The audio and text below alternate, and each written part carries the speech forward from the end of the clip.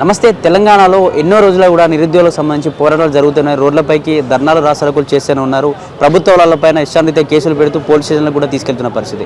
రీసెంట్గా 15వ తేదీన ఏదైతే Ashok academy chairman Ashok sir నిరాహార దీక్ష చేయబోతున్నారని చెప్పేసి ఈ రోజు పొద్దున్నే సార్ని అరెస్ట్ చేసిన పరిస్థితి. అసలు ఎందుకు అరెస్ట్ చేస్తూ ఉంది, ఎందుకు ఇటువంటి అరెస్ట్ల పర్వం జరిపిస్తూ ఉంది ప్రభుత్వం అని చెప్పేసి ఆ నిరుద్యోగ నాయకులు ఉన్నారు. మనం చెప్పండి, పెద్ద ఎత్తున అశోక్ సార్ ఎన్నో రోజుల పోరాటం చేస్తూ ఉన్నారు మీ వంతుగా.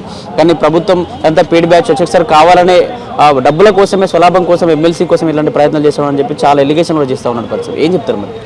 కావాలని ఎందుకు చేస్తాం? వాళ్ళు ఇచ్చినటువంటి 2 లక్షల ఉద్యోగాలు ఇస్తామన్న హామీని నెరవేర్చగానే ఈరోజు విద్యార్థులు, నిరుద్యోగులు అందరూ కూడా రోడ్ల మీదకి వస్తూ ఉన్నారు.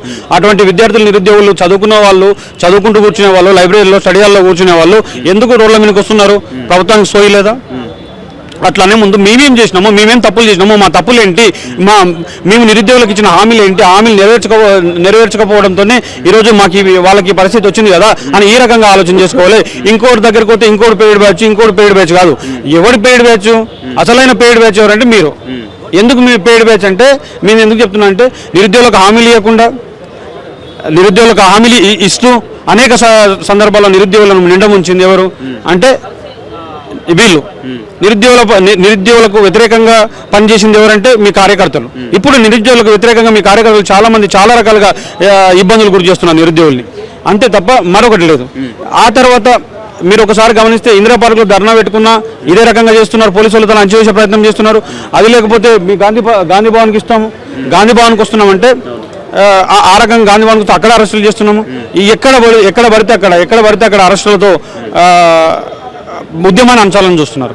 ఇది మీరు గుర్తించుకోవాల్సిన విషయం, కాంగ్రెస్ ప్రభుత్వం గుర్తించుకోవాల్సిన విషయం. అంటే ఇప్పటి వరకు ఒక్క నోటిఫికేషన్ కూడా రిలీజ్ చేయలేదు. ఆ రిలీజ్ చేస్తే మేము ఎందుకు, మా అశోక్ సార్ కానీ ఇంకొకరు కానీ వాళ్ళ దగ్గర కూడా మేము పోము కదా, వాళ్ళ దగ్గర కూడా మేము వెళ్ళాం కదా.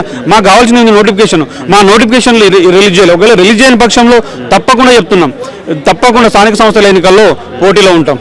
స్థానిక సంస్థ మీరు ఒకవేళ చేయకపోతే మీరు అప్పటి కూడా రిలీజ్ చేయకపోతే ఉప ఎన్నిక వస్తుంది.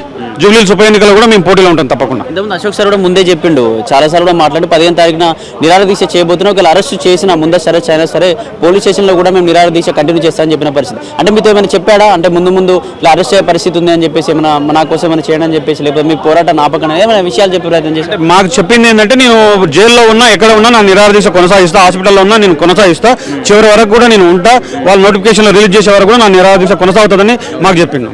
అది చెప్తున్న పాటు ఇంత నిర్బంధం అవసరం ఏముంది? రాత్రి 11 గంటలకు 12 గంటలకు తీసుకోవాల్సిన అవసరం ఉంది? ఇప్పటివరకు ఎక్కడ ఉన్నాడు, ఏం లేదని మాకు తెలియదు. ఒకవేళ నిజంగా పోలీసు అరెస్ట్ చేసిండ్రా, లేకపోతే గూండాలు అరెస్ట్ చేసిండ్రా, ఇంకెవరైనా అరెస్ట్ చేసిండ్రా, గూండాలు తీసుకెళ్ళిండ్రా, రౌడీలు తీసుకెళ్ళిండ్రా, లేకపోతే ఇంకెవరైనా వేరే శక్తులు తీసుకెళ్ళినా మాకు ఎట్లయితే తెలుస్తుంది?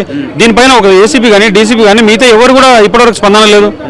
అందుకే మేము ఏం చెప్తున్నామంటే, ప్రభుత్వానికి పోయేది మొట్టమొదటిసారి ఏంటంటే, ఇప్పుడు ఆయన ఎక్కడ ఉన్నాడు ఇమ్మీడియట్ గా చెప్పాలి. ఎటువంటి ఇన్ఫర్మేషన్ లేదన్న, ఏపీఎస్కి తీసుకెళ్లారని చెప్పేసి ఏం ఇన్ఫర్మేషన్ రాలేదు. ఇప్పటివరకు ఎటువంటి ఇన్ఫర్మేషన్ లేదు. మాకు ఇన్ఫర్మేషన్ ఉంటే మేము ఈడ ఉన్నానని మేము చెప్పుకుంటుండే కదా. ఇప్పటివరకు ఎటువంటి ఇన్ఫర్మేషన్ లేదు, ఏది కూడా మాకు రావట్లేదు. అసలు ఎందుకు ప్రభుత్వం ఇట్లా వ్యవహరిస్తుంది అంటే, మాకు ఉద్యోగాలు కావాలని చెప్పేసి రోడ్లపై ప్రభుత్వం తీసుకొచ్చిందే నిరుద్యోగులు, వాళ్ళే మాకు ఉద్యోగాలు ఇస్తారని చెప్పారు. మీరు ఇచ్చిన హామీలు మాత్రమే నెరవేర్చండి అని చెప్పేసి మీరు రోడ్లపైకి ఎక్కి ఎప్పుడు కూడా అంత పెద్ద పోరాటం చేయలేదు. డైరెక్ట్ అడిగే ప్రయత్నం చేసి గాంధీ భవన్లో ఓన్లీ మీకు సంబంధించినటువంటి ఉద్యోగాలు ఇవ్వడానికి మాట్లాడే ప్రయత్నం చేస్తే కూడా ఇక్కడ అరెస్ట్ చేస్తూ ఉంది. ఎందుకు ఇట్లా ప్రశ్నించే గొంతులు ఎందుకు అణచివేసే ప్రయత్నం జరుగుతూ ఉంది తెలంగాణ రాష్ట్రంలో?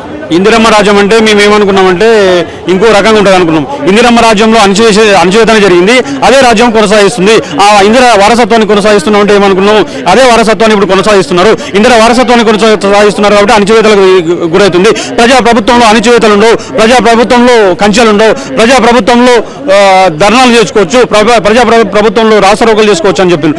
ఎక్కడ చేస్తున్నారు? ఎక్కడ వెళ్తే అక్కడ అణచివేస్తున్నారు, ఎక్కడ అడిగితే అక్కడ అణచివేస్తున్నారు.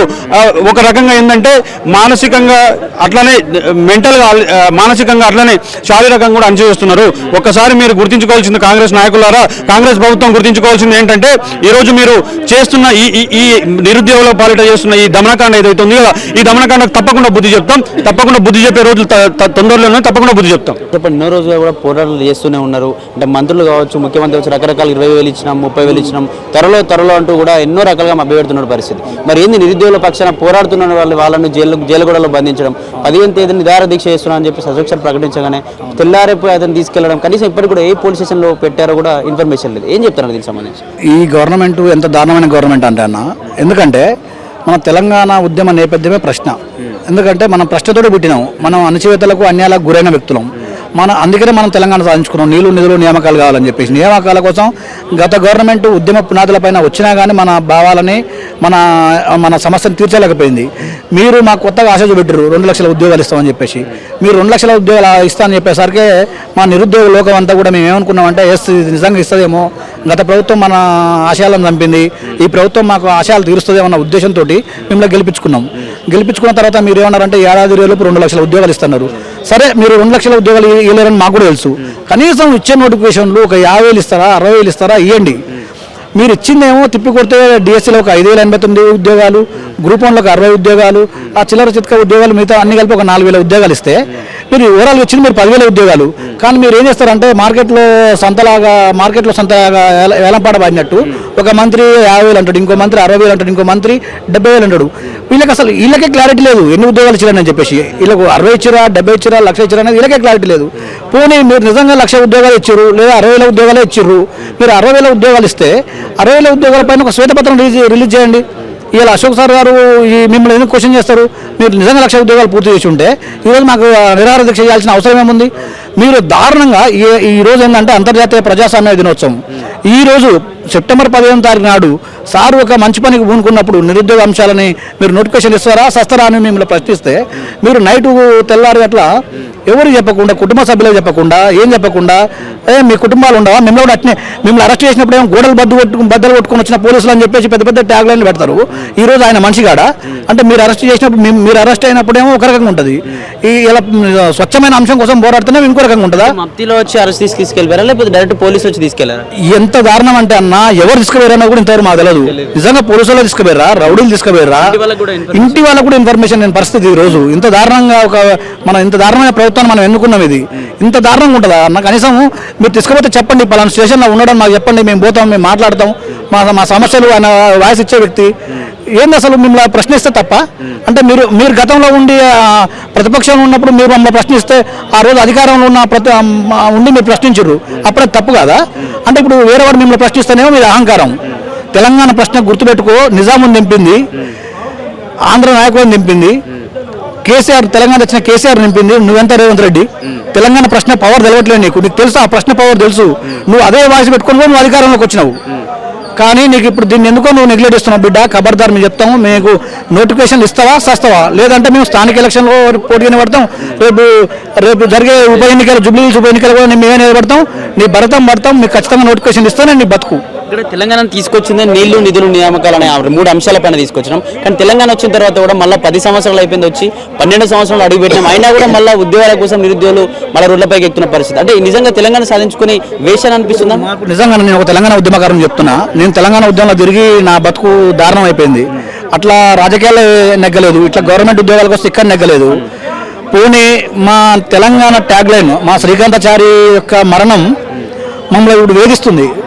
ఆయన ప్రాణత్యాగం చేసి తెలంగాణ తెచ్చిస్తే నీళ్లు, నిధులు, నియామకాలు అనే విషయాన్ని మనం చూసుకున్నట్లయితే నియామకాలలో గత ప్రభుత్వం, ఈ ప్రభుత్వం ఘోరంగా వైఫల్యం చెందినాయి. వీళ్ళకి అర్థం కావట్లేదు. నిన్న చుట్టుపక్కల దేశం నేపాల్లో చూస్తే మనం జెన్జెడ్ అని చెప్పేసి ఒక యువతరం ప్రశ్నిస్తుంది, రివాల్యుయేషన్ స్టార్ట్ అయింది.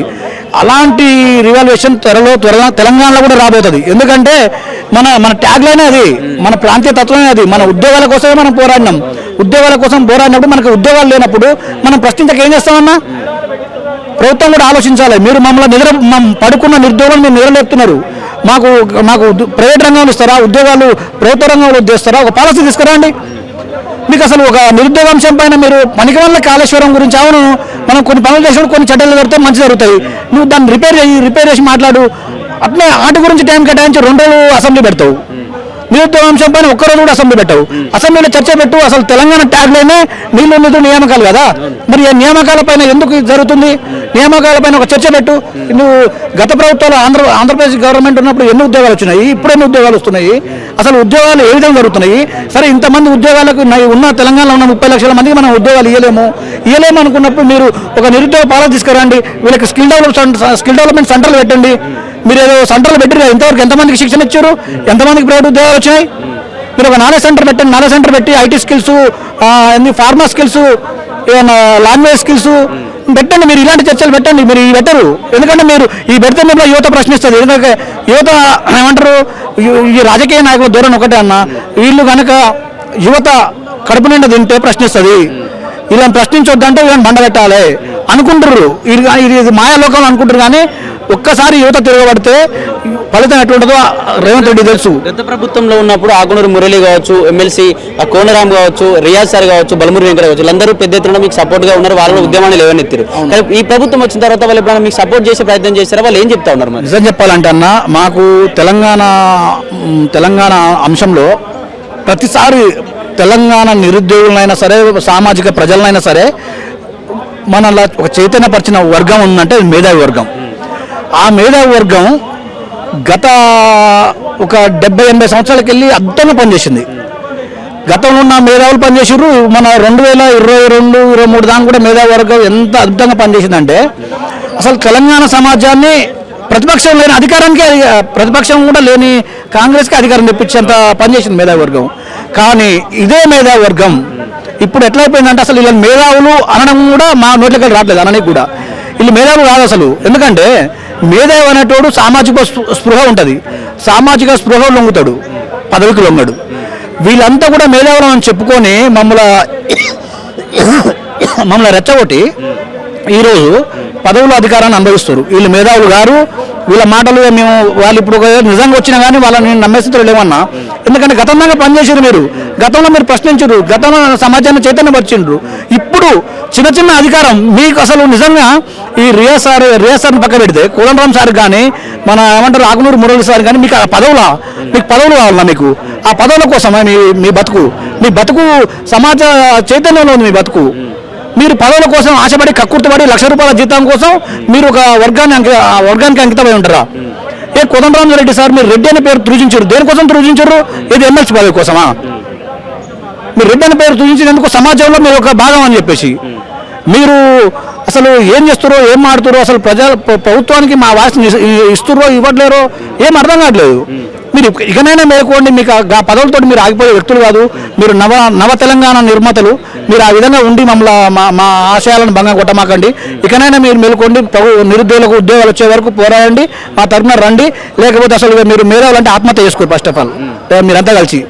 ఎందుకంటే మా తెలంగాణ పరిస్థితి ఆ విధంగా తయారు చేశారు. మీరు నిరుద్యోగుల యొక్క ఆశయాలని చంపుతారు. మీరు చివరిగా అశోక్ సార్ అరెస్ట్ పై ఏం చెప్తారన్న ప్రభుత్వానికి? ఏం చెప్పాలి? ఇకనైనా ప్రభుత్వం అశోక్ సార్ ఎక్కడ ఉందో మాకు చెప్పాలి. కానీ అశోక్ సార్ అయితే మీరు సార్ ఎక్కడ ఉన్నా, మీరు మా వాయిస్ చూసినారని మేము చెప్తున్నాం. మీరు ఖచ్చితంగా నోటిఫికేషన్ వచ్చే వరకు మీరు మాత్రం దీక్షను విరమించొద్దు, అసలు విరమించొద్దు.